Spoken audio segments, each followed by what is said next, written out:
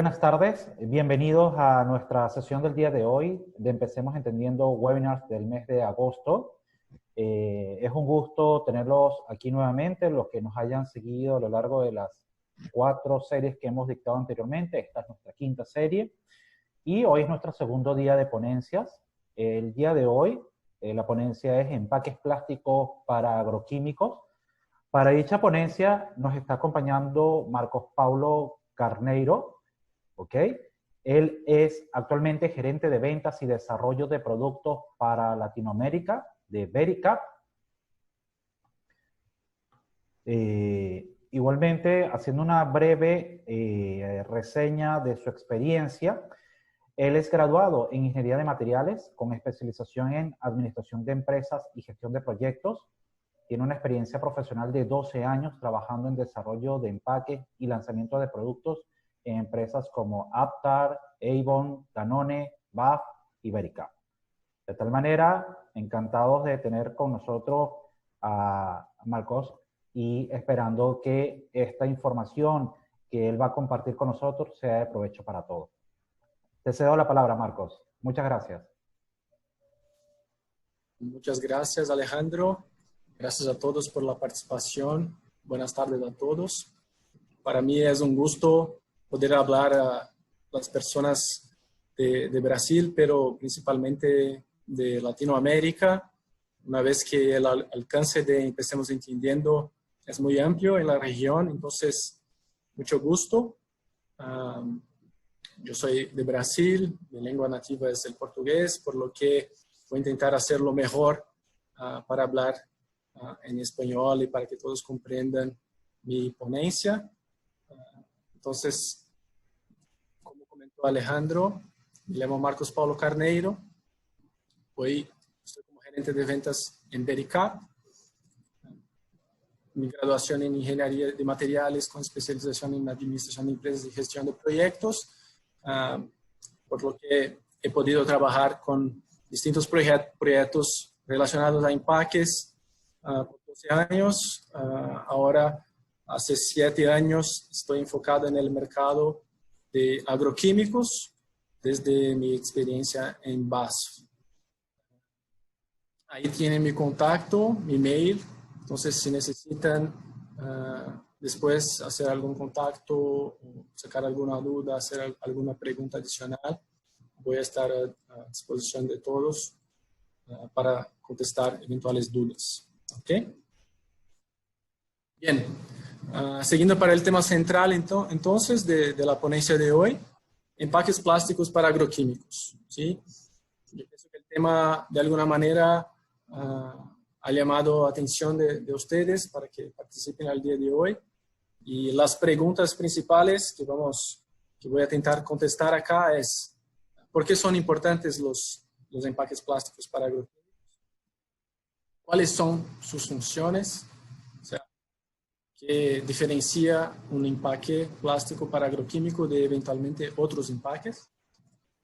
¿Y cuáles son los riesgos y requisitos involucrados en el mercado y en la utilización, fabricación de los empaques plásticos? Entonces, esta es la idea, darles una visión general de lo que son y contestar a estas preguntas y algunas otras, pero de cualquier manera envíen sus preguntas si hay alguna duda o alguna cuestión adicional que no se contesta durante la ponencia. ¿Sí? No es posible hablar de los empaques plásticos para agroquímicos y de su importancia sin hablar de la agricultura propiamente. Entonces, ¿cuál es la importancia primeramente para la agricultura en el mundo?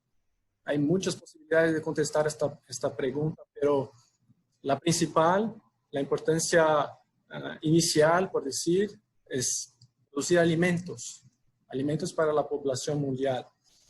O sea, la población mundial tiene un crecimiento expresivo en los últimos años. Entonces, acá tenemos en la gráfica donde partimos de 3.000 millones de personas.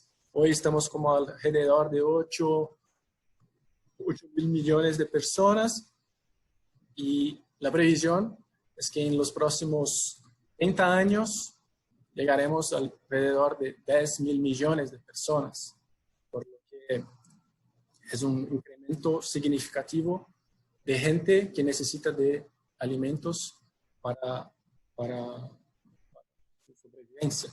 Entonces estamos hablando de cómo crecer 25% la población mundial en 30 años, lo que es más que la población de China, por ejemplo, o de otros países como India. Entonces es algo realmente significativo. Y eso va a resultar seguramente por una demanda más grande por alimentos, calorías, proteínas, energía y así por delante. Entonces, esa es la importancia de la agricultura en el mundo, y ahí está el mercado consumidor, o sea, la población propiamente genera automáticamente una demanda, ¿sí? ¿Y cómo hacer eso? ¿Cuál es el futuro de la agricultura? Porque es un desafío alimentar toda la población actual con este crecimiento que se puede hacer. Entonces, una respuesta posible es el aumento de la productividad. Si miramos en los años 60, con una hectárea de área plantada, se producía alimento para como 2.3 personas en el mundo. Y año por año, o a cada 20 años, mira que hay un incremento de la población, pero la productividad también se incrementó prácticamente linealmente. O sea, el mismo incremento percentual de la población se relacionó con el aumento de productividad en la agricultura. No significa exactamente que el aumento de la población es directamente proporcional al aumento del consumo, pero es una referencia de cómo la productividad viene creciendo y acompañando de alguna manera el crecimiento poblacional. Por lo que esta es una posible respuesta de cómo vamos a llegar a producir alimentos a 10.000 millones de personas hasta 2050. ¿Y cómo se logró este aumento de productividad hasta hoy? Algunas herramientas fueron utilizadas, como por ejemplo la biotecnología, mejoramiento genético, es decir, mejores semillas, mejor calidad de plantas con más productividad, con mejorías en su material genético que propició una mejor productividad. Además de eso, el monitoreo del clima. Entonces, si miramos las informaciones climáticas que teníamos algunos años atrás, algunas décadas atrás, y ahora tenemos una confiabilidad mucho más grande en las informaciones del clima, por lo que es posible prever el momento adecuado para hacer el plantío, sembrar el cultivo, la cosecha, y así por delante. Entonces, esto fue algo también que ayudó bastante en la productividad. Y también el uso de productos, principalmente productos químicos en su momento. Entonces, ahí empezamos a hablar de los agroquímicos y de los fertilizantes. Entonces, esos productos son utilizados hace muchos años en la agricultura y con el tiempo han sido mejorados también. O sea, nuevos productos llegan y reemplazan los productos que son más desactualizados, por así decir. Ahora, para crecer más un 25% en 30 años, de un crecimiento que ya es significativo, es expresivo, con eso se incrementa el desafío. ¿Y cómo se va a hacer para que se cumpla con esta próxima etapa del aumento de productividad? Hay algunas otras herramientas que ya se empiezan a utilizar. Entonces, hoy lo que es clave es la agricultura digital, por ejemplo. Si notamos ahí una fuerte cantidad de información con respecto a digitalización de la agricultura.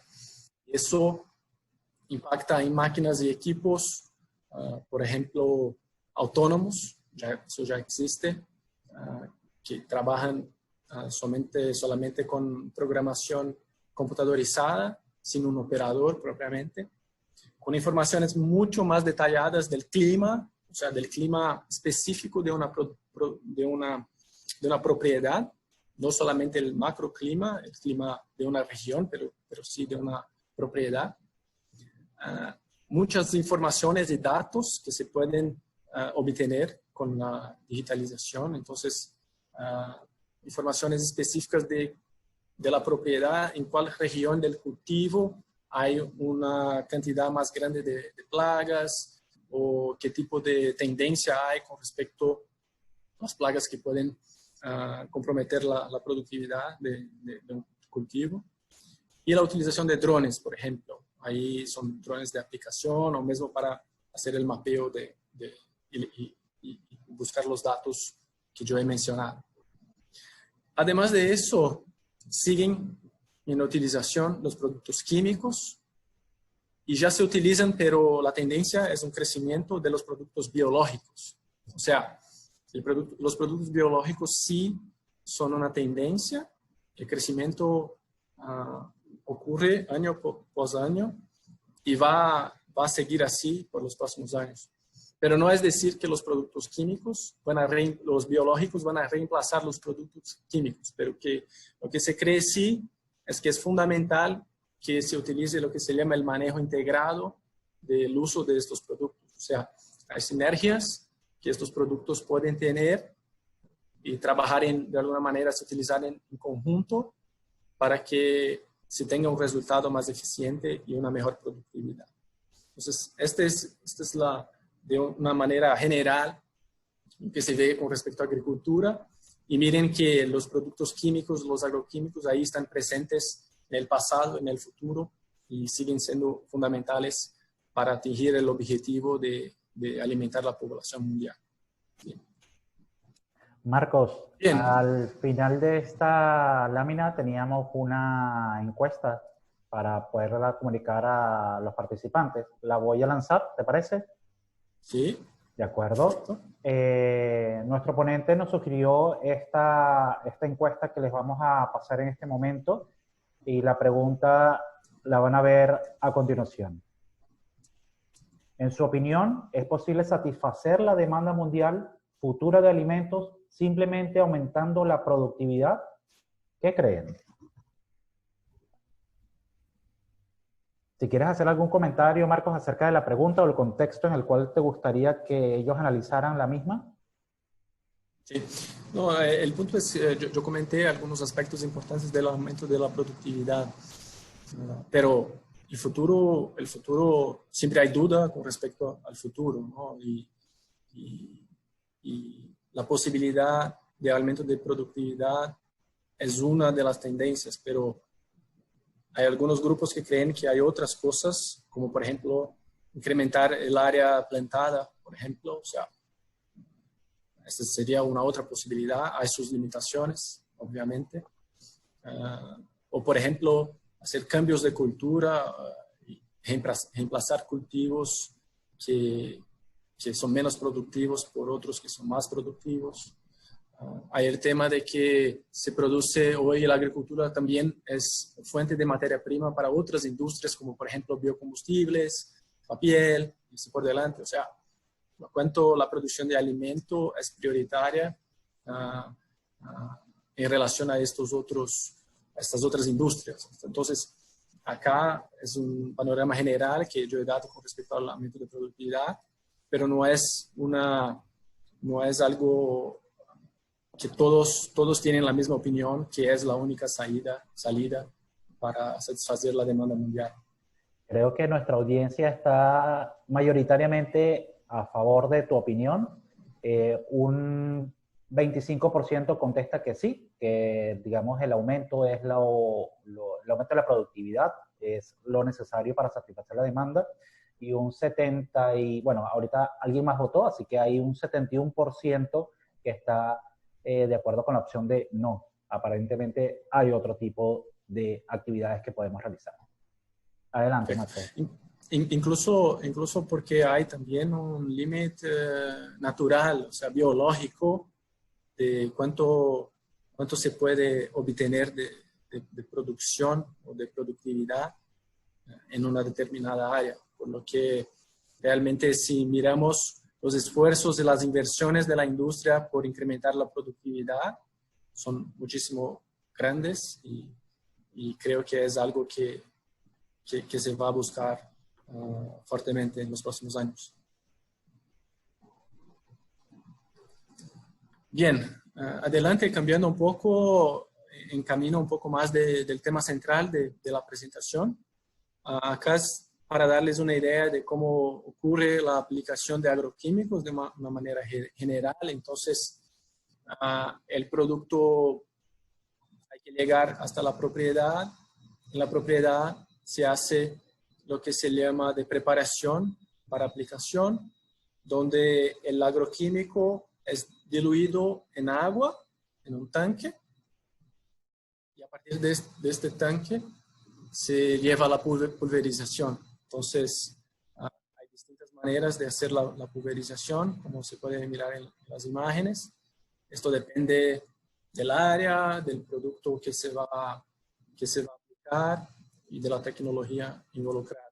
Pero de alguna manera, los empaques por sí esencialmente deben llegar con seguridad al usuario y permitir que esta operación de preparación ocurra también con seguridad.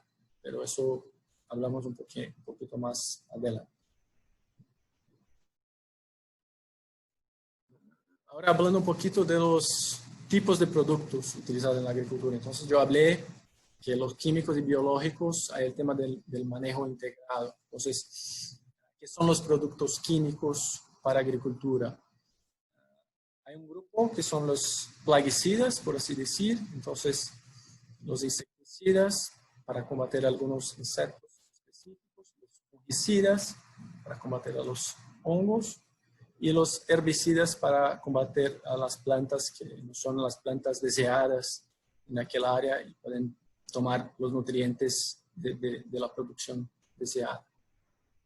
Estos productos en general son químicos porque parten de un ingrediente activo que es formulado químicamente, es sintetizado, y después mezclado, formulado con otros componentes, otras materias primas, que son generalmente pueden ser también otros productos químicos. Entonces, hay productos que utilizan como solvente el agua, pero también hay productos que utilizan solventes químicos orgánicos o algunos materiales inorgánicos también. Además de este grupo de los plaguicidas, hay lo que son los adjuvantes y los fertilizantes. Estos no necesariamente utilizan un ingrediente activo sintetizado, pero pueden sí también utilizar algunas materias primas que son componentes químicos. Los adjuvantes básicamente tienen la función de auxiliar la eficiencia de los plaguicidas o alguna otra acción directamente en la planta. Los fertilizantes tienen como objetivo proveer nutrientes adicionales al cultivo. Ya los biológicos pueden ser de origen vegetal, mineral o animal y tienen algunas veces las mismas funciones, o sea, pueden funcionar como adjuvantes, como fertilizantes, como insecticidas y así por delante, pero la diferencia está en el origen de la formulación, que es un origen natural de alguna manera, que puede ser extraído de la naturaleza, como algún mineral, o algún vegetal, o mismo algún tipo de animal, y que de una manera controlada, formulada específicamente para determinado tipo de aplicación, se tiene un producto que tiene su eficacia, su eficiencia. Entonces aquí, por ejemplo, podemos tener extractos de plantas, podemos tener bacterias vivas, podemos tener una distinta gama de opciones de formulaciones. El punto central cuando hablamos de empaques que tenemos que tener atención es que para los plaguicidas en general, usualmente estos productos son clasificados como peligrosos para transporte. Entonces, ¿qué quiere decir eso? Quiere decir que sus empaques de alguna manera requieren cumplir con algunos requisitos especiales que Básicamente es una certificación muy importante, que es la certificación de las Naciones Unidas, también conocida como certificación UN. Entonces, todos los productos son peligrosos para transporte. Acá, como yo comenté, usualmente los plaguicidas, pero puede pasar también con adyuvantes o fertilizantes que quieren este tipo de certificación. Y es de este tipo de certificación que vamos a tratar un poco más adelante también con respecto a los empaques plásticos para agroquímicos. Ok.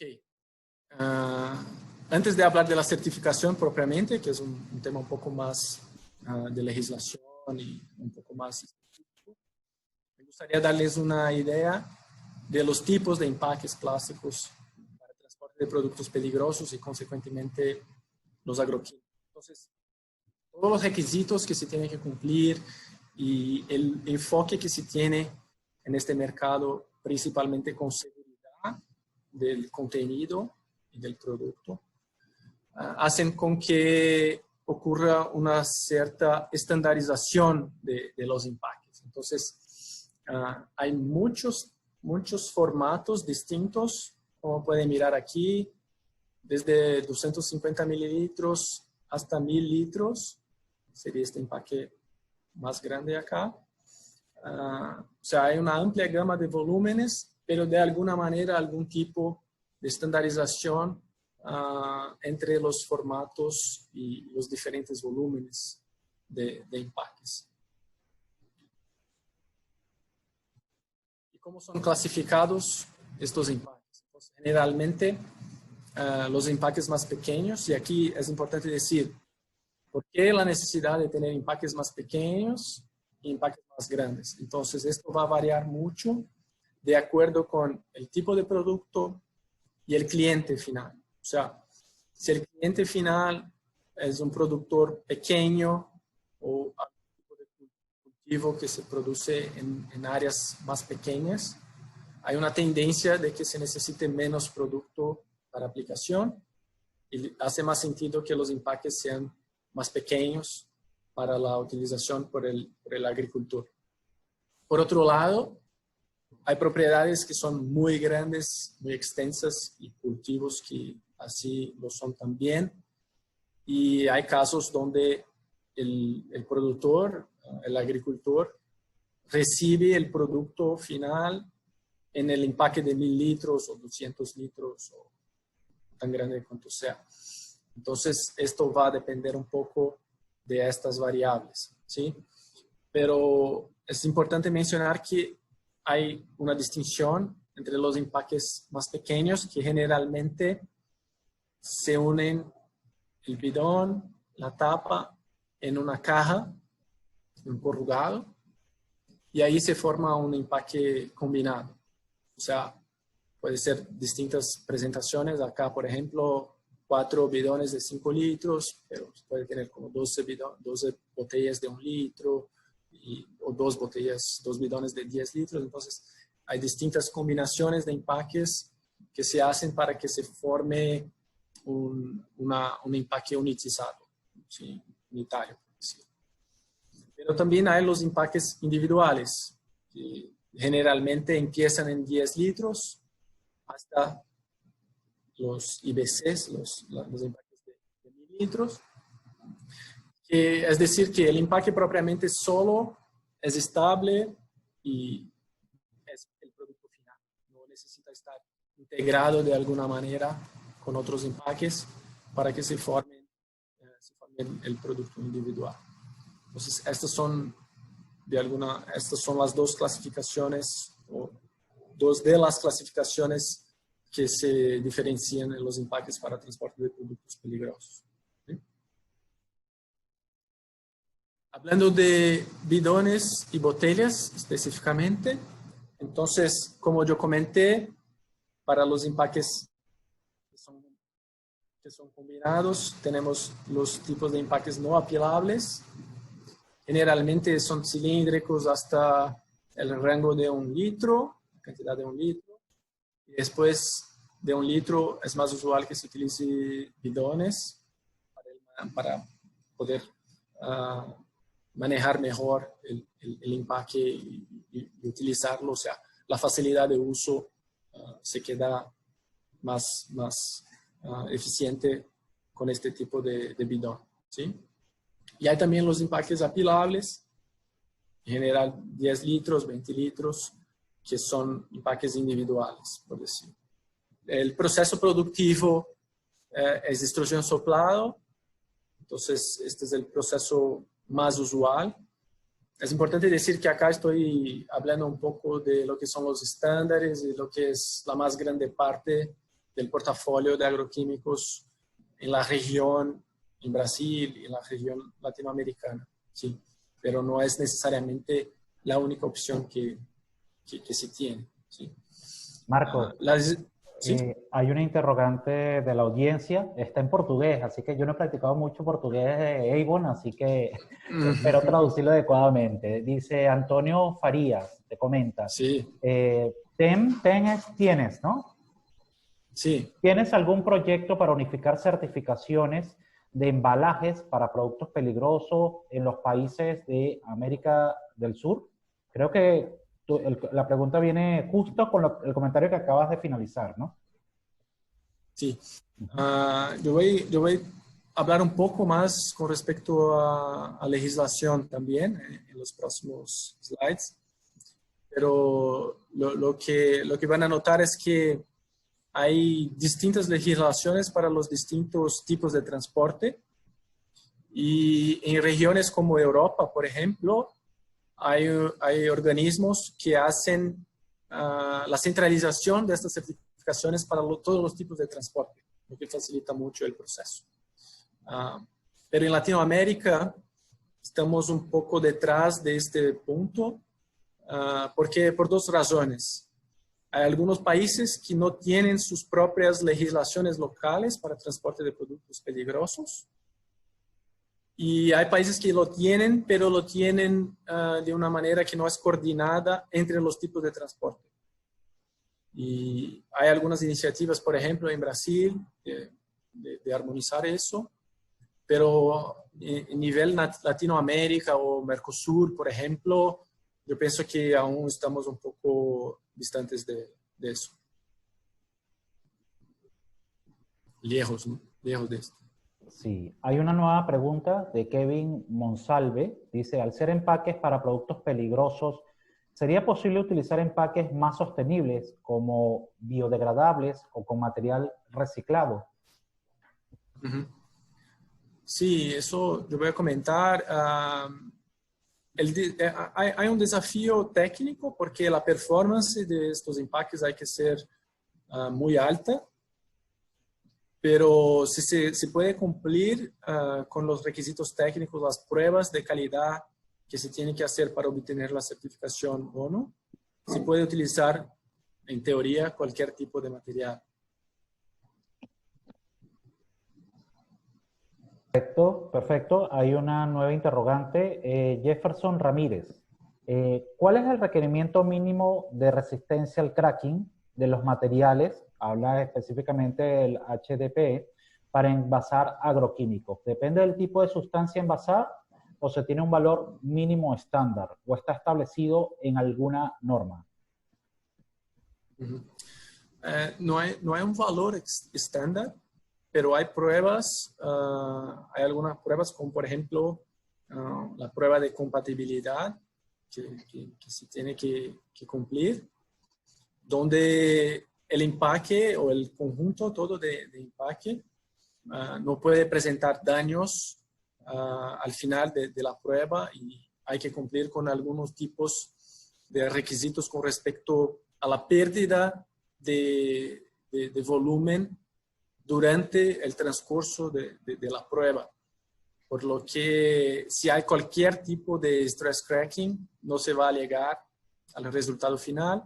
Y también a cualquier tipo de fuga de producto, si eso pasa durante la comercialización, el transporte del producto, eso va a resultar en algún tipo de notificación al fabricante por las autoridades. Por lo que el stress cracking no se puede aceptar de ninguna manera y es un requisito importante que la calidad del material, el tipo de resina, de material que se utiliza, tiene que tener propiedades excelentes, superiores para stress cracking.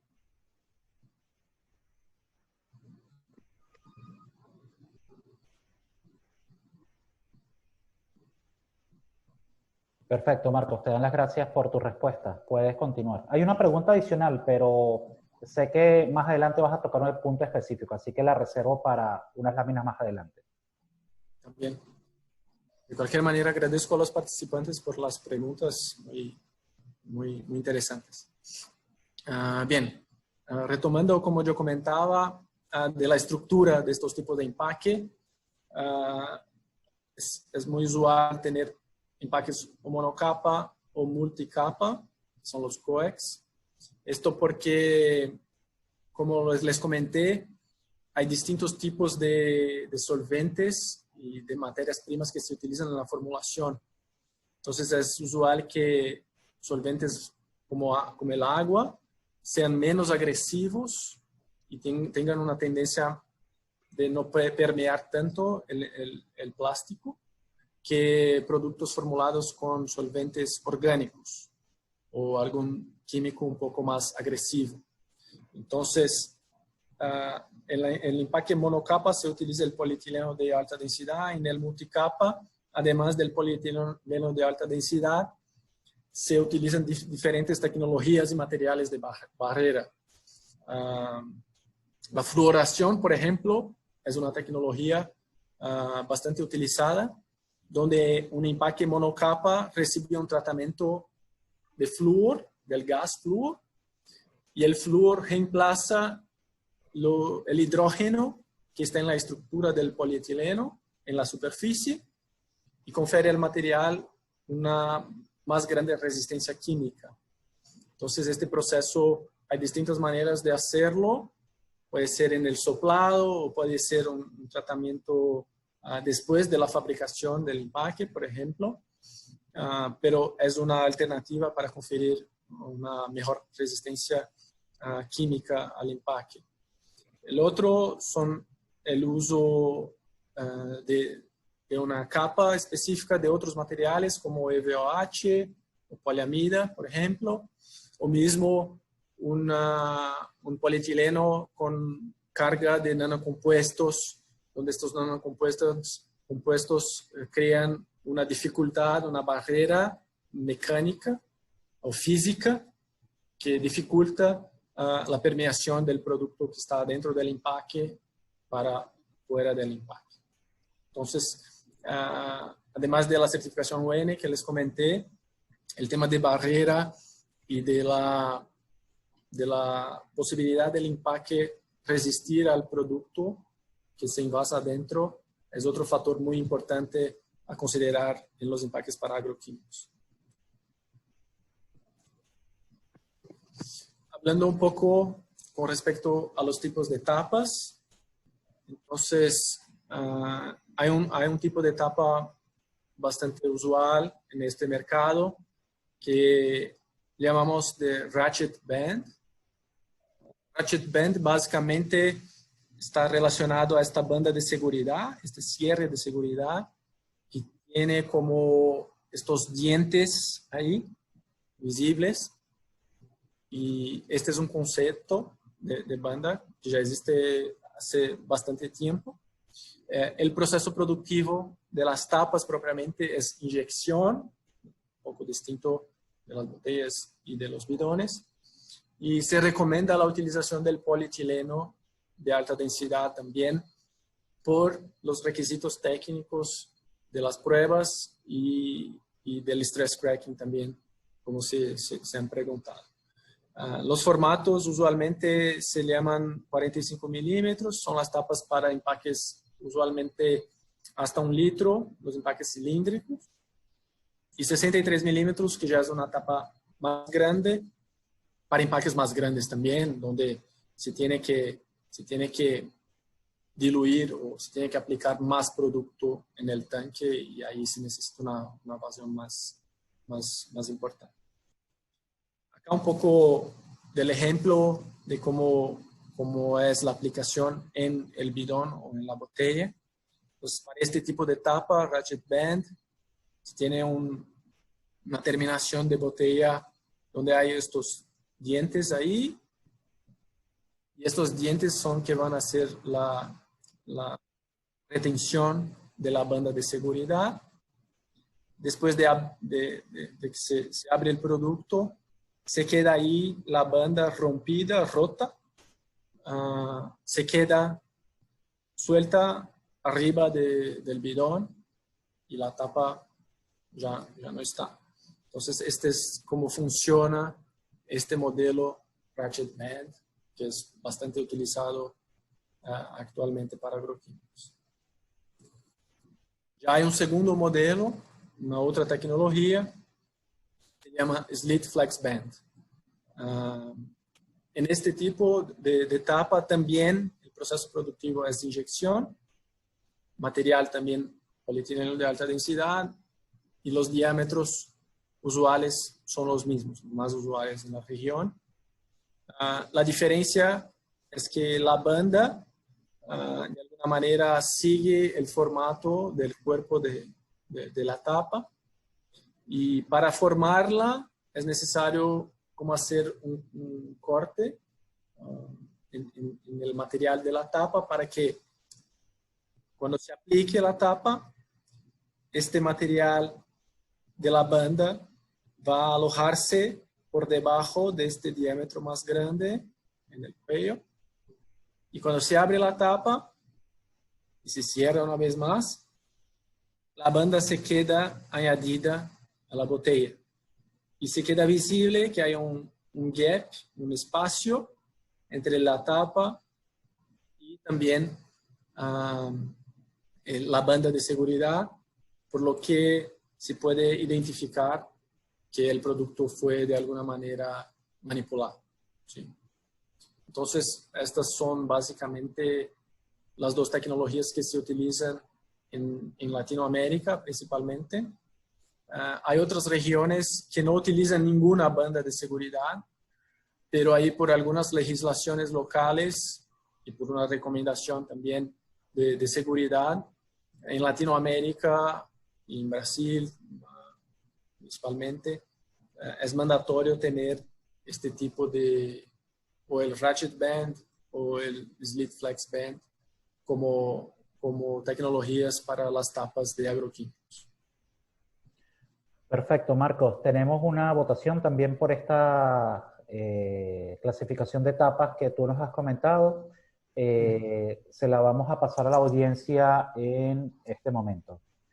La consulta dice, ¿qué concepto o qué tipo de etapa elegirías para el lanzamiento de un producto agroquímico? ¿Ratchet Band o Slit Flex Band? Según lo que nuestro ponente ha conversado y características que ha descrito en las últimas 2-3 láminas. Ahí los participantes están votando en este momento. Marcos, en un breve instante te comparto los resultados. También a la vez que los participantes votan, te comento que hice una consulta por el chat. Les preguntaba a los participantes que si alguno de ellos fabricaban o trabajaban en una empresa que fabricara botellas para agroquímicos, y también qué conformación utilizaban, si era monomaterial o era multimaterial o extruido, ¿sí? Sí. Antonio Farías, también Antonio me está retando con el portugués, en Grave, entiendo que es la empresa, soplamos monocapa y coextruido. Sí. Alirio Anduesa comenta que en otra empresa trabajé, inyectábamos y soplábamos envases de PET blancos para agroquímicos. ¿Ok? Perfecto. Esa es parte de las respuestas que hasta ahora nos han compartido.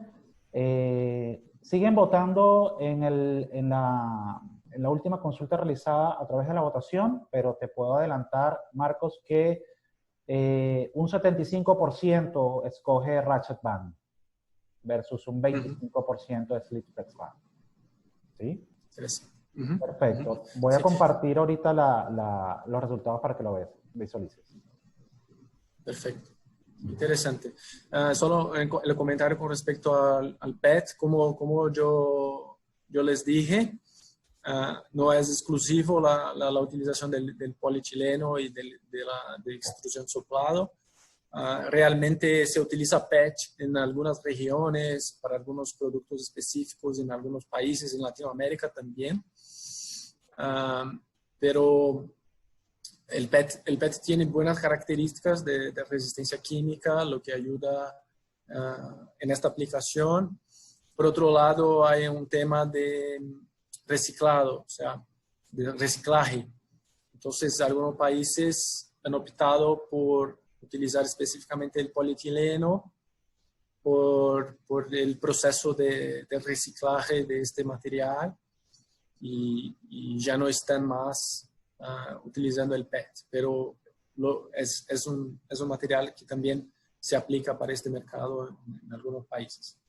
Y con respecto a la encuesta, es muy interesante el resultado, una vez que realmente cuando hablamos de agroquímicos, yo pienso que la imagen que viene en la cabeza de los usuarios o de los fabricantes o del mercado en general, realmente es la tapa ratchet band en nuestro país, en nuestros países acá de Latinoamérica.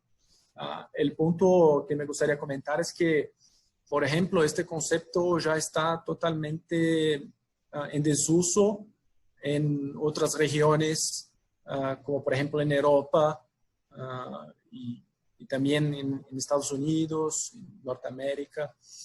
Entonces, es un concepto que, como está mucho más tiempo en el mercado, nos trae la imagen de los agroquímicos, pero de alguna manera el concepto que es un poco más moderno es el concepto de Slit Flex Pen. Pero de cualquier manera, hoy no hay no es posible decir si en algún momento va a haber una migración completa de un concepto para otro o qué va a pasar. Hoy los dos conceptos coexisten en el mercado. Perfecto, Marcos. Hay un comentario de Antonio Panacci y hay una consulta de Juan Morales. Voy con el comentario de Antonio. Gracias por la cortesía de escribir en español, Antonio, esta vez, disculpa. Dice, las tapas se están haciendo más en polipropileno o copolímero en bloque porque tienen mucho mejor resistencia al estrés cracking que el polietileno de alta densidad grado de inyección copolímero. ¿Qué opinas, Marcos? Polietileno copolímero grado de inyección. Bien, hay distintos grados de polietileno que es un punto muy importante con respecto al material que se utiliza en la tapa también. O sea, no es cualquier polietileno que se puede utilizar, a pesar de que el polietileno tiene una performance en aplicación, en línea de envase y las pruebas de resistencia superiores al polipropileno. Pero realmente se tiene que elegir un polietileno adecuado por cuenta del stress cracking. Y sí hay también la posibilidad de utilizar polipropileno y se utiliza también en el mercado de agroquímicos. El tema es que ambos tienen que cumplir con los requisitos técnicos. O sea, hay la posibilidad que los dos cumplan con los requisitos. Yo voy a hablar un poco de los tipos de sellado y para algunos tipos de sellado el material se queda aún más importante para la eficiencia en las pruebas. Entonces, yo voy a hablar un poco de los tipos de sellado y hacer la conexión con el tipo de material también. Perfecto, Marcos. Si quieres, hago la pregunta de Juan, aunque creo que también pudiese ser pertinente hacerlo en la siguiente diapositiva. Te la hago de una vez. Tú escoges si prefieres responderla después de presentar la siguiente. Dice, ¿las tapas tienen algún tipo de desgasificación para liberar la presión interna del producto y evitar deformaciones del empaque? Perfecto. Voy a tomar la oportunidad para seguir a la próxima lámina, donde hablo de los tipos de sellado de tapas. Y la respuesta para esta pregunta es el ejemplo, la imagen al centro, pero solo por motivos didácticos yo empiezo por la inducción y después hablamos y contestamos la pregunta. ¿También? Entonces, hay distintos tipos de sellado para las tapas. El principal, el más usual, que no tiene la característica preguntada de equilibrio, de presión del empaque, es el sello de inducción. El sello de inducción básicamente es una estructura donde se aplica una oblea dentro de la tapa y esta oblea es un material laminado de distintas composiciones, pero básicamente la estructura, hay una estructura de aluminio con PET, con polietileno o con algún material compatible con el cuello de la botella. Y después de aplicada la tapa, se aplica una inducción en un equipo específico en la línea de envase, donde el proceso de inducción va a calentar el aluminio y va a hacer con que el material selante o el polietileno se quede fundido con el cuello de la botella. Con esto se tiene una vedación no propiamente por el contacto de la tapa con el envase, pero sí por este proceso de fusión del sello con la botella. ¿Sí? Lo que pasa con eso es que de alguna manera si tiene una seguridad o si tiene una impresión de seguridad, porque cualquier cosa que pasar con la tapa, la parte inyectada de la tapa, no va a resultar en fuga de producto de alguna manera si el sello está bien sellado. Esta es una tecnología que es ampliamente utilizada en agroquímicos, principalmente en Latinoamérica, ¿sí?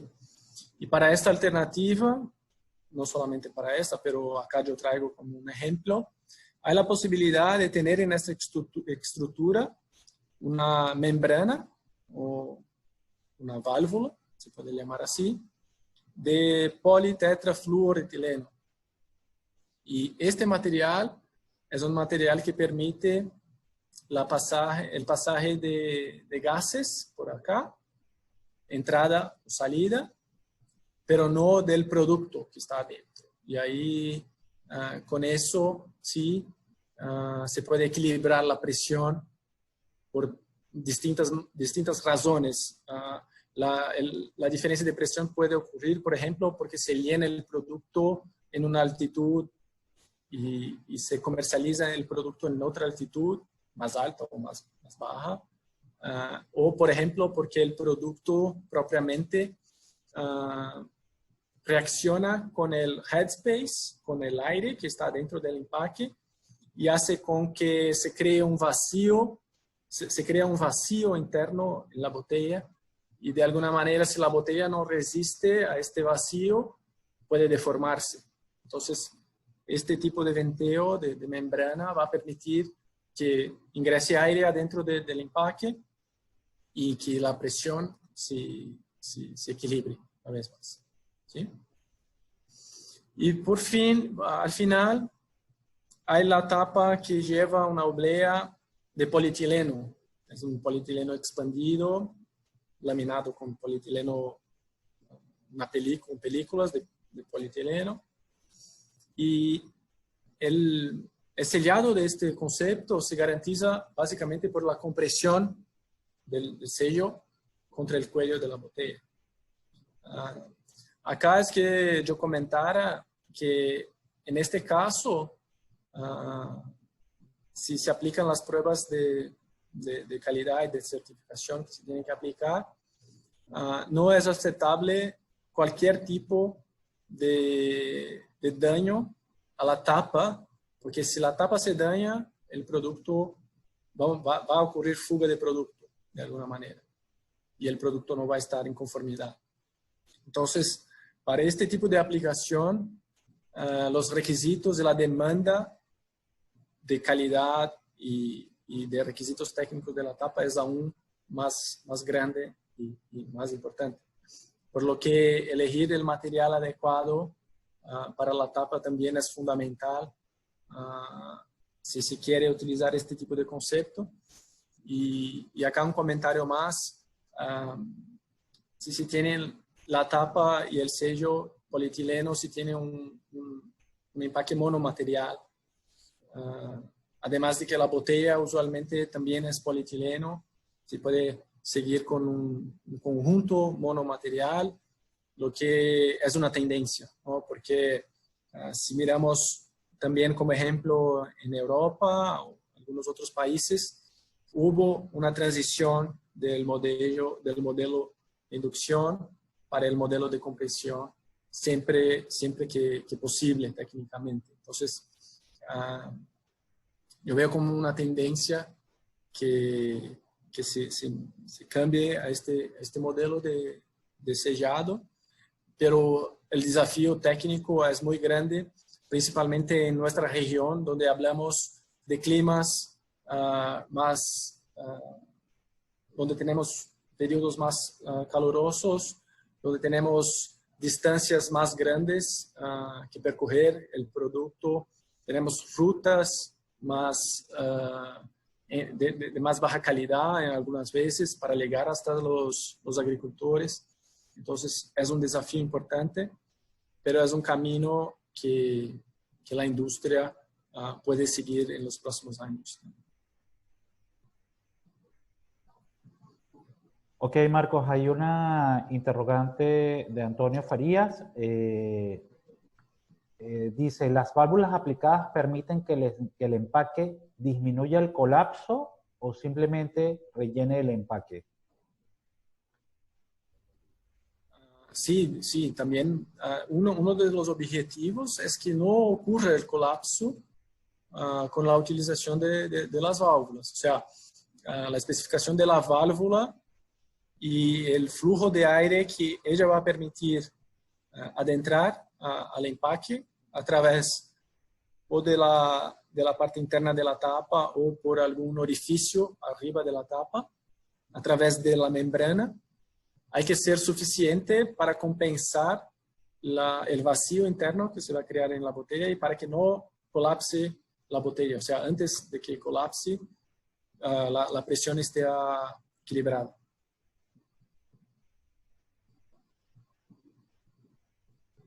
Perfecto.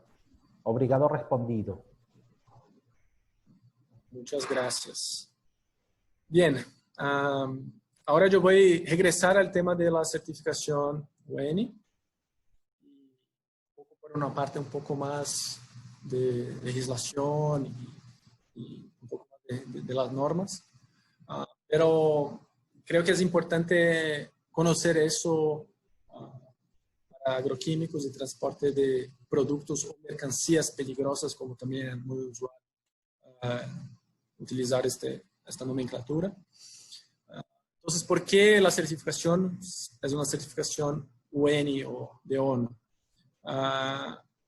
ONU es la que emite un guía multimodal que se llama Orange Book, donde está aquí la imagen. Entonces, es un guía donde se dan las recomendaciones, se proveen las recomendaciones internacionales para el transporte de mercancías peligrosas. O sea, de alguna manera tiene el objetivo de armonizar los requisitos para que también se permita la comercialización de productos entre distintos países de una manera más armonizada, con requisitos más armonizados. Pero ONU no tiene el poder de legislar en los países. Entonces, este guía es como una recomendación y establece algunos estándares, ¿sí?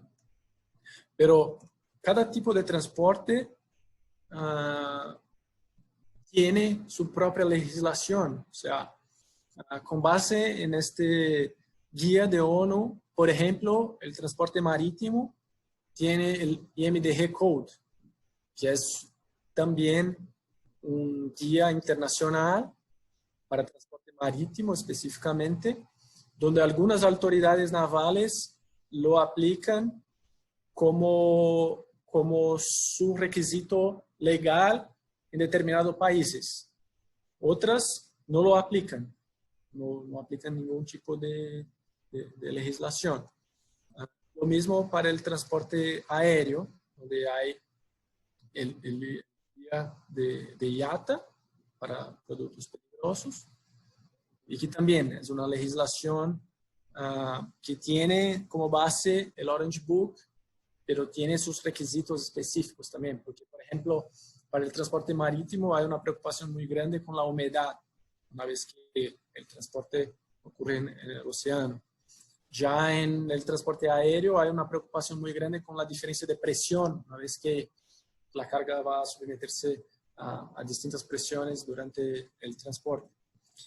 Y por otro lado hay el transporte terrestre, donde no hay una legislación internacional basada en el Orange Book de ONU, y que se adoptan o se definen legislaciones locales específicas. Entonces, con eso pueden pasar algunas cosas distintas, como por ejemplo, algunos países que no tienen una legislación específica o oficial para algún tipo de transporte específico de productos peligrosos, marítimo, aéreo o terrestre. Hay otros países que tienen la legislación para los tres tipos de transporte, pero las legislaciones, los requisitos no son exactamente iguales. Tienen algún tipo de armonización porque parten del Orange Book, pero tienen requisitos específicos, lo que hace con que sea necesario sacar una certificación para cada tipo de transporte. Esto puede ocurrir, o sea, hay que tener 3 certificaciones distintas para transportar el mismo producto con el mismo empaque de 3 maneras distintas. Y por otro lado, hay lo que yo he comentado, contestando una de las preguntas. Por ejemplo, en Europa hay un organismo único, que es el BAM, B-A-M, que hace como una centralización y la certificación que este organismo maneja le autoriza a transportar el producto por todos los distintos modales. Entonces, no hay una armonización. Pero lo que es importante decir es que si un país no tiene alguna legislación local oficial, el fabricante de empaque o de agroquímico tiene que seguir de alguna manera como estándares uno de los guías, que sea el IMDG, que sea el guía de IATA o propiamente el Orange Book. Pero es importante seguir porque la peligrosidad del producto está ahí. O sea, hay que tener algunos requisitos y hay que cumplir con una especificación adecuada para transportar estos productos. Bien. Con base en nuestros guías, ¿cómo se clasifican los productos peligrosos para el transporte? Entonces, para hacer una clasificación correcta, es necesario identificar cuál es el número UN del producto o de la sustancia que se está produciendo o comercializando. Para distintos grupos químicos hay distintos números UN, y eso quien tiene que definir es el propio fabricante del producto. O sea, con base en su formulación, va a definir cuál es el grupo o número UN más adecuado para aquel producto específicamente. Además de eso, las propiedades de la sustancia van a decir cuál es la clasificación de peligro de aquel producto. O sea, el producto puede ser explosivo o líquido inflamable, comburente o lo que sea, pero para llegar a esta clasificación se tiene que hacer distintas pruebas de las propiedades de la sustancia para clasificarla adecuadamente. Esto también lo tiene que hacer el fabricante del producto, ¿sí? Acá en rojo están los tres tipos o tres clasificaciones que son más usuales para agroquímicos, que son los líquidos inflamables, sustancias tóxicas, o la clase 9, que es como si fueran otros tipos de productos peligrosos. O sea, si las propiedades no se encuadran en ninguno de estos otros tipos, al final se va a tener una clasificación clase 9. Y con estas dos informaciones en los guías se puede consultar cuál es el grupo de empaque adecuado para transportar y comercializar determinado producto, determinada sustancia. Y los grupos son básicamente tres grupos de empaque. El grupo 1, que se entiende que el producto tiene un alto riesgo durante el transporte y la certificación UN va a ser del tipo X. El grupo 2, donde hay un riesgo intermedio y la certificación UN va a ser del grupo del tipo Y. Y el grupo 3, que tiene un bajo riesgo o más bajo en comparación con los otros, y va a tener una certificación del tipo Z. ¿Sí? Ahora, es importante decir lo siguiente con respecto a los grupos de empaque. Una otra característica importante de los empaques de agroquímicos son las etiquetas. Yo no voy a detallar mucho eso acá, pero además de garantizar la seguridad durante el transporte y el uso del producto, los empaques deben informar bien a los usuarios. Esta información va a estar en la etiqueta. En la etiqueta también es muy usual tener lo que se llama de clasificación toxicológica del producto. Es una clasificación de peligro también, pero es distinta de la clasificación del grupo de empaque que yo he mencionado. La clasificación toxicológica que está en las etiquetas está relacionada a la utilización del producto por los seres humanos, ¿sí? Los usuarios del producto. O sea, cuál es el riesgo que el producto puede traer a la persona propiamente. Una vez que los grupos de empaque están relacionados al riesgo que el producto tiene durante el transporte. O sea, cuál es el grado de peligro durante el transporte en caso del producto resultar en algún accidente o estar en contacto con el medio ambiente, ¿sí? O sea, puede pasar que un producto rojo de la clasificación toxicológica más agresiva al usuario tenga un grupo de empaque 3 bajo riesgo, por ejemplo. Eso puede pasar porque los riesgos, el objetivo de evaluación de riesgos acá es distinto entre una clasificación y otra, ¿sí?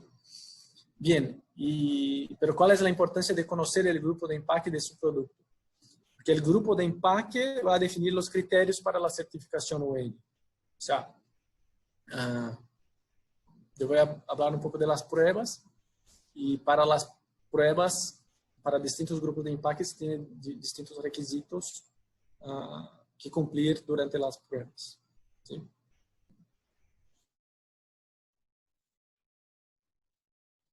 Pues, hablando de algunas de las pruebas, yo no voy a hablar de todas las pruebas acá, pero de las más importantes, por decir. Una prueba que es fundamental para garantizar la calidad de los empaques son las pruebas de caída. Entonces, en estas pruebas, lo que se hace es que los empaques son sometidos a temperaturas bajas, o sea, se llena el empaque, en el caso de líquidos, con un líquido anticongelante. Este empaque con el líquido va a una temperatura de menos 18 grados o menos 20 grados para que en el momento de la prueba esté abajo de los 18 grados negativos. El conjunto, si es un empaque combinado, se ensambla las botellas y los bidones adentro de la caja corrugada, o si es un empaque individual, el propio empaque individual va a ser probado y se somete este empaque a la caída a distintas, de una altura específica, que es definida con base en el grupo de empaque que documenté y en la densidad del producto que se quiere transportar. O sea, si la densidad es más alta, el alto que se va a definir para la caída del producto va a ser más grande también. Este alto de caída es alrededor de 1 metro, 1,20 m, dependiendo del grupo de empaque, de la densidad, pero hay algunas variaciones. Y se somete el empaque a repetidas pruebas en distintas posiciones. O sea, acá, por ejemplo, la caja, el empaque combinado, se sometió a una caída en el esquinero acá de la caja. Pero en general son 5 caídas en distintas posiciones, en el lado más grande, en el lado más pequeño, es por delante. Y el conjunto de empaque o el empaque individual tiene que resistir a esta prueba y no puede ocasionar fuga de producto, pérdida de producto, o algunas veces incluso mismo que el producto, por ejemplo, en el caso de empaque combinado, si la botella sale de la caja, va afuera de la caja, puede ser un motivo para reprobación del ensayo, y ahí hay que mejorar de alguna manera todo el sistema de empaque. Entonces, esta es una prueba que demanda bastante, exige bastante del material plástico por la temperatura y por el impacto, que es un impacto muy grande e importante, ¿no? Después tenemos las pruebas de presión interna, donde se va a meter una presión de aire o de agua adentro del empaque por un tiempo determinado, y el empaque tiene que resistir, no puede abrir de alguna manera, o no puede haber fuga de producto por el bidón, por la botella, o mismo en el ensamble de la tapa con la botella. Acá, por ejemplo, en esta imagen es un ejemplo de cómo se queda un empaque de 1000 litros a la presión hidráulica. Entonces, el empaque puede deformar, va a deformar en realidad, pero acá también se va a probar lo cuánto el empaque resiste a este tipo de estrés de la presión. No exactamente un estrés químico, pero un estrés más mecánico, ¿sí? Y acá lo que va a variar es la presión de acuerdo al grupo de empaque que se quiere certificar. Después hay 2 otras pruebas también importantes, que es la prueba de apilado. O sea, es una prueba estática donde se va a poner carga arriba del empaque o del conjunto de empaques por un tiempo determinado a una temperatura controlada, y el empaque también tiene que resistir la prueba sin causar daño o exposición del producto. Y la prueba de compatibilidad, que hemos comentado un poco, donde se va a evaluar si el empaque resiste al producto químico con respecto al stress cracking, a la deformación del empaque, o a la permeación o la pérdida de masa de producto de adentro del empaque para afuera. Entonces, las pruebas de compatibilidad usualmente lo hacen los fabricantes del producto, y tienen que cumplir algunos requisitos de tiempo y temperatura también. Por lo que de todo lo que hemos visto, acá es el punto donde se puede notar que para llegar a una configuración de empaque adecuada para cumplir con todas estas pruebas y algunas otras que hay que desarrollar mucho, hay que definir materiales, definir el proyecto, el proceso productivo y así por delante, por lo que requiere bastante conocimiento y bastante pesquisa y desarrollo.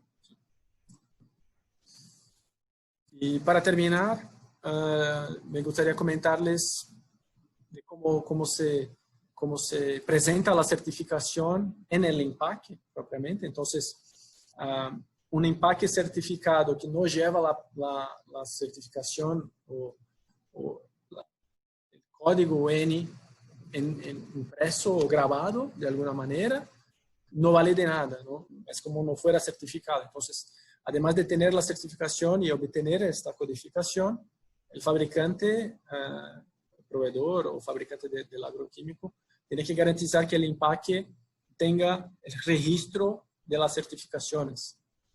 Y esta certificación tiene un significado. Entonces, la primera parte es el tipo de empaque, si es un bidón, si es una caja corrugada, un empaque combinado adentro y así por delante.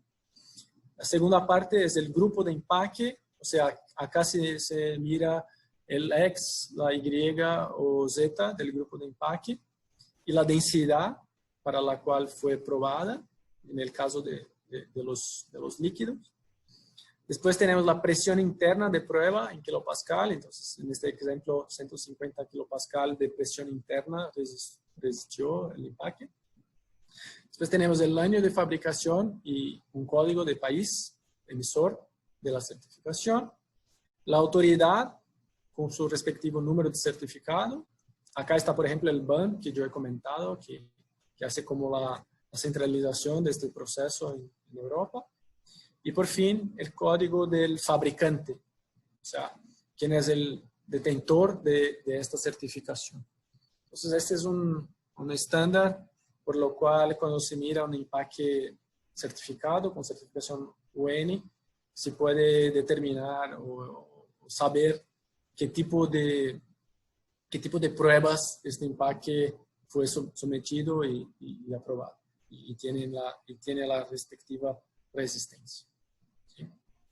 Marcos, había una consulta bastante previa a esta lámina que te había hecho Thais Paiva y ella consultaba, ¿existe alguna regla con respecto al marcado de relieve automático con el nombre de la empresa en otros países de América del Sur?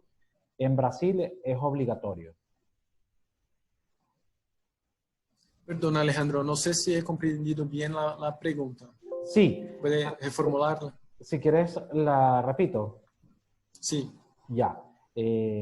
Thais Paiva te consultaba, ¿existe alguna reglamentación con respecto al marcado de relieve automático, como el que estamos viendo ahorita en la pantalla, en otros países de América del Sur?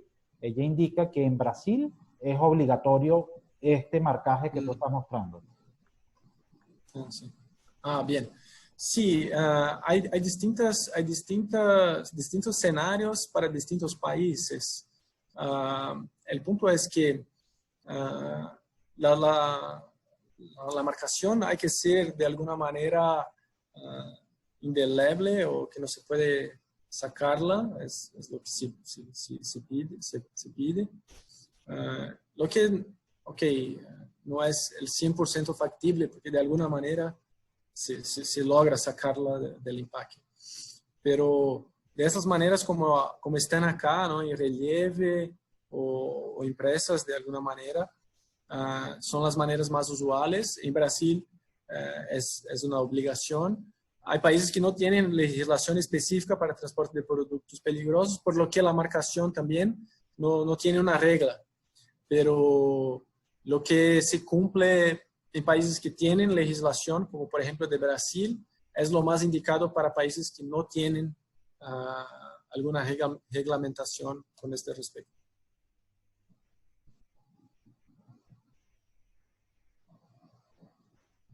Perfecto. ¿Sí? Sí. ¿Hay una pregunta adicional? No sé si quieres que te la haga ahora. Tiene que ver tiene que ver con las pruebas que tú habías indicado. Oscar Pérez te consulta. ¿Existe alguna prueba de empaque a la exposición a los rayos ultravioleta? No como requisito para el transporte de productos peligrosos. O sea, esto no es un requisito que yo conozca de aprobación para obtención de la certificación UN.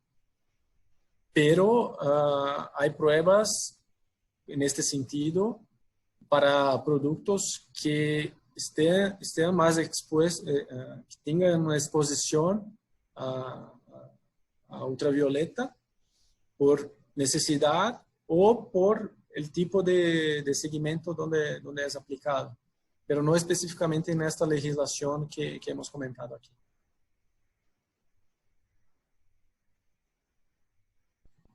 Perfecto. Bueno, aquí Adrián Vega, quien fue nuestro ponente del día de ayer, hace un comentario, un aporte a la pregunta de Oscar Pérez. Dice, puede que no sea necesario, pero con un espectrofotómetro se puede hacer. Estoy respondiendo a Oscar Pérez, por supuesto. Quizás no sea un requisito, como tú bien dices, para la aplicación hacia una permisología o una certificación de la ONU, pero ahí está el aporte de Adrián y gracias por acompañarnos, Adrián, también el día de hoy. Sí, perfecto. Quizás en el seguimiento de patch es más usual. Correcto. Adelante, Marcos.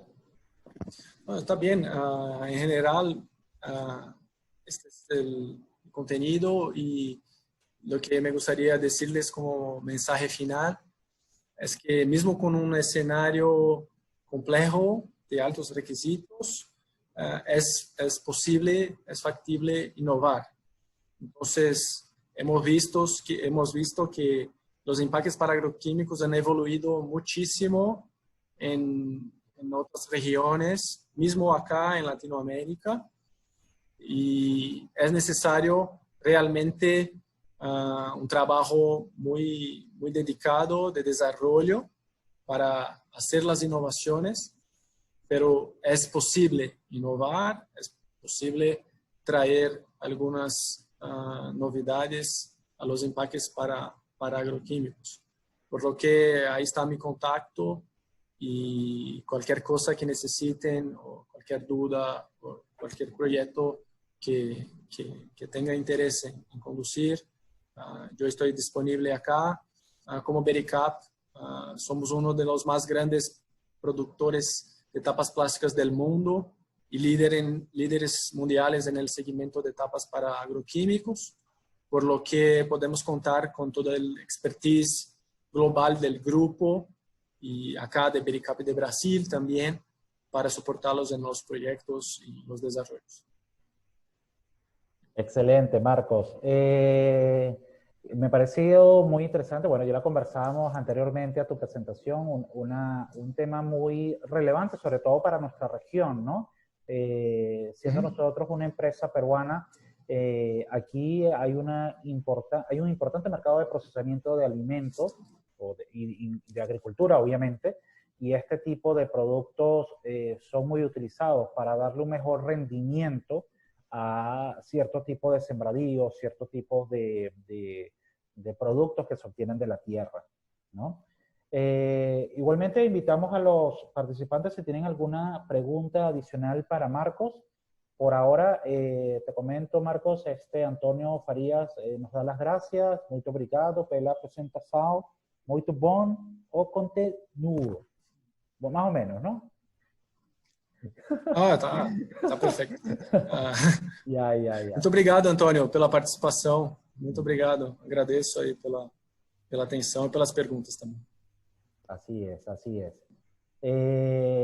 Bueno, vamos a darle un par de minutos más a los participantes a ver si tienen alguna interrogante adicional. Por lo pronto, Marcos, nosotros empecemos entendiendo sumamente agradecidos contigo, con habernos acompañado el día de hoy. Creo que por la buena participación, tanto en asistencia, en inscritos, como en las consultas que te han realizado, creo que también ha sido de gran interés para nuestros participantes. Y bueno, esperamos que en nuestras próximas series volver a contar con tu presencia, quizás complementando un poco más este tema que digamos cuando lo estábamos diseñando veíamos que abarcaba una gran cantidad de contenidos o de referencias y que pudimos, a través de tu experiencia en el campo, reducirlo a que sea algo bastante dinámico e interesante en 90 minutos. Sí. Oh, me alegro mucho por el interés de todos y la participación. Te agradezco, Alejandro, por la oportunidad y por la iniciativa ahí de Empecemos Entendiendo, que es muy valorosa. Espero tener contribuido de alguna manera con algún conocimiento nuevo a los participantes. y sería interesante si pudieran interagir contigo, con Empecemos Entendiendo, o conmigo por mail, nos envíen algunos temas que tengan interés para podermos abordarlos y detallarlos, una vez que realmente hoy la intención fue darles un contexto un poco más amplio y más general con este tema que es muy, muy amplio de los empaques y de los agroquímicos como todo. Es así, es así. Allí más felicitaciones para ti, Marcos. De verdad creo que ha sido una excelente exposición. Entonces, creo que por ahora no hay más interrogantes. Nuevamente las gracias a ti, Marcos. A los participantes los esperamos entonces para el cierre de esta semana del mes de agosto, el día jueves, con innovaciones relacionadas con la tecnología PEX Gold de Crosspipe para tuberías que utilizan polietileno entrecruzado para cierto tipo de terrenos agrestes y que quizás está un poco de la mano también con el tipo de entorno en el cual la agricultura debe ser llevada a cabo. Entonces, Marcos, muchas gracias por habernos acompañado, a los participantes y hasta una próxima oportunidad. Gracias a todos. Gracias, Alejandro. Hasta pronto. Gracias. Chao, chao.